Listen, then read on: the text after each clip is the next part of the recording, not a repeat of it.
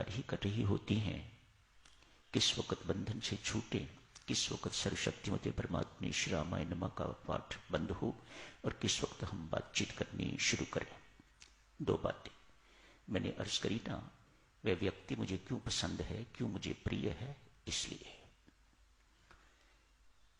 पीछे साधक बैठे हुए इंतजार करते हैं, जैसे सिनेमा हॉल की पिक्चर खत्म हुई तो बाहर निकलते ही क्या हाल होता है, बिल्कुल ऐसा उन देवियों को ये भी पता नहीं रहता कि अंदर जाप हो रहा है, नहीं, बस समय ढूंढती हैं और बात करनी शुरू कर देती हैं। मैं ऐसों को कैसे अच्छा कहूं, मैं ऐसों को कैसे साधक मानूं। किसी को पता नहीं घर जिंदा पहुंचना है कि नहीं पहुंचना, लेकिन बातें कर रहे हैं। तनिक सोचो देवियों, सच नो, स्वामी जी महाराज की ये प्रार्थना निवेदन आप हर वक्त जाप करो, इसीलिए ना, न जाने किस वक्त प्राण निकल जाए। बातें करते करते प्राण निकल गए तो उसी ढंग की फोटो खींचेगी, उसी ढंग की फोटो आपकी आएगी जैसे आपने खिंचवाई है। मुस्कुराते हुए तो मुस्कुराती फोटो आएगी, रोते हुए तो रोती फोटो आपकी आएगी। बातें करते हुए ही मृत्यु हो गई तो समझ लीजिएगा कोई ऐसा ही जन्म मिलेगा जहां खूब बातें ही बातें करनी होंगी, खूब बातें ही बातें करनी होंगी। नाम की कमाई सब वृथा चली गई। जन्म के लिए, पुनर्जन्म के लिए मेहरबानी करके देवियों सज्जनों, हमारा तो अनुशासन ही यही है, जप के अतिरिक्त हम और कुछ न बोलें। बस आज प्रदर्शन देखने के लिए जाओगे जरूर जाओ, लेकिन मुख पे राम रखिएगा, देखिएगा सब कुछ आंखों से देखना है, कुछ बोलने की जरूरत नहीं, लिखा है पढ़ लीजिएगा, बस मुख में राम रखिएगा तो कमाई भी साथ साथ होगी और जो काम आप जिसे अर्ज किया गया है वह भी पूरा हो जाएगा। तृष्णा की चर्चा चल रही है साथियों। चिरतरुण कभी बूढ़ी नहीं होती तृष्णा, कभी तृप्त भी नहीं होती, जो सदा अतृप्त रहती है उसी को तृष्णा कहा जाता है। पिछले सत्संग में आप जी ने एक वृद्धा की चर्चा सुनी थी, जो कुछ खाने के लिए किसी लाला के घर में गई है, लाला का सब कुछ खा गई है, यूं समझिएगा कि लाला को भी खा जाएगी। उसे ऐसा ही लगा, भागता हुआ संत महात्मा के पास गया है, ये वृद्धा है या मृत्यु, ऐसा लगता है मेरे घर में जो कुछ था सब कुछ खा गई, ये मुझे भी खा जाएगी। इसी को देवियों सज्जनों तृष्णा कहा जाता है, जो कभी ना पूरी हो, जो कभी बूढ़ी ना हो, हमेशा जवान। शरीर कैसा भी हो उससे कोई से फर्क नहीं पड़ता, लेकिन तृष्णा अंदर सदा युवती ही रहती है, तरुणी ही रहती है, सदा जवान ही रहती है। चर्चा इस तरफ मुड़ी थी, यही तृष्णा, यही लोभ यदि परमात्मा के साथ जुड़ जाए तो उद्धार हो जाए, तो कल्याण हो जाए। कुछ भी देवियों सज्जनों, अच्छाई है या बुराई, शास्त्र की बातें कितनी सुंदर है।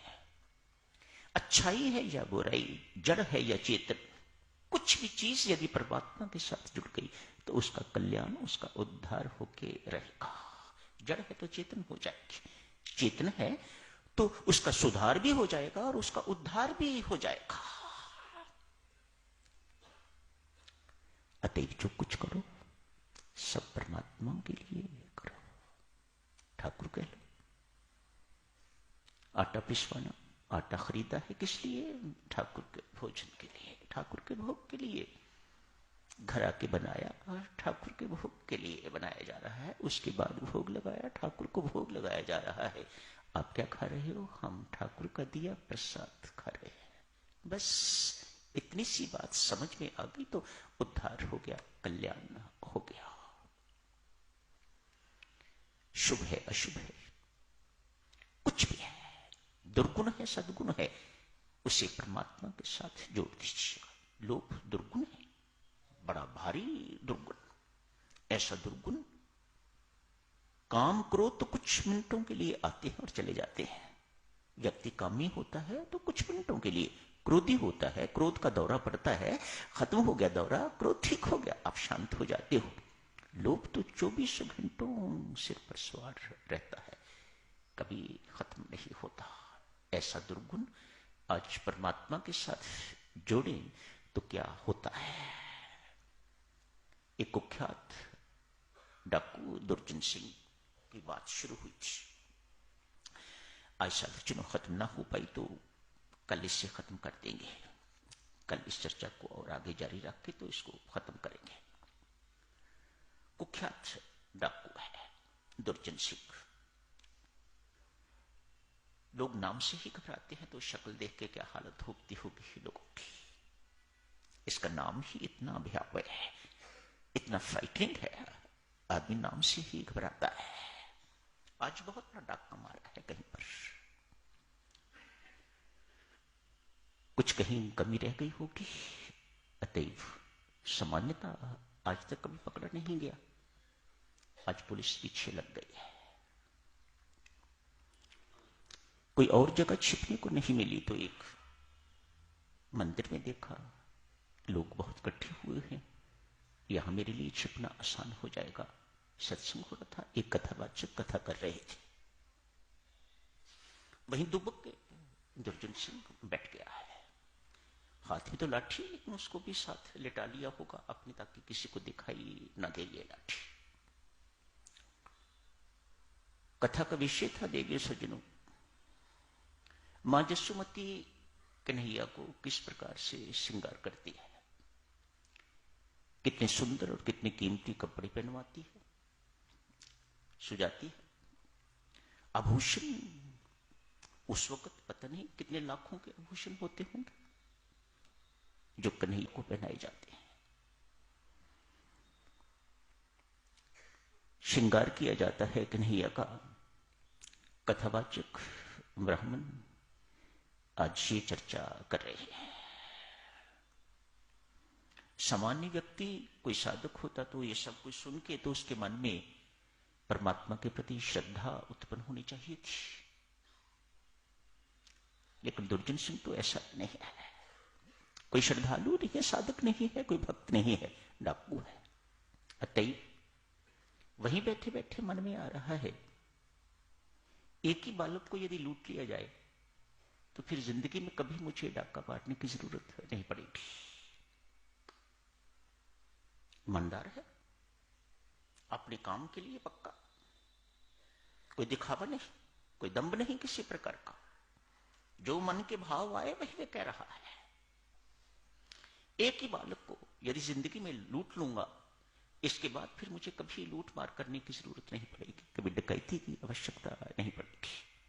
इंतजार कर रहा है कब कथा खत्म, उसे और कोई चीज सुनने में कोई इंटरेस्ट, कोई रुचि नहीं है। कथा समाप्त हुई, लोग अपने अपने कथा सुन के चले गए। उठा ब्राह्मण भी अपनी पोथी इत्यादि जो कुछ चढ़ा हुआ इत्यादि चढ़ा है उसको इकट्ठा कर रहा है, पोथी समेट रहा है, बंद कर रहा है उसको। उसी वक्त व्यस्त है, उसने देखा नहीं कौन खड़ा है कौन नहीं, जाके लाठी से टक मारता है। दुर्जन सिंह ऊपर देखते थे, दुर्जन सिंह, सोचो बेचारे ब्राह्मण की क्या हालत हुई होगी। कहा महाराज यही है सब कुछ, ये पोथी समेत आप ले लीजिएगा, ये आज का चढ़ावा, फूल फल जो कुछ भी चढ़ा है, ये पैसे जो कुछ भी है, ये सब ले लीजिएगा, पोथी समेत ले लीजिएगा। हाथ जोड़े, आप मेहरबानी करके ये लेके यहां से जाइएगा, मानो मेरी जान बच जाएगी। इसका क्या भरोसा।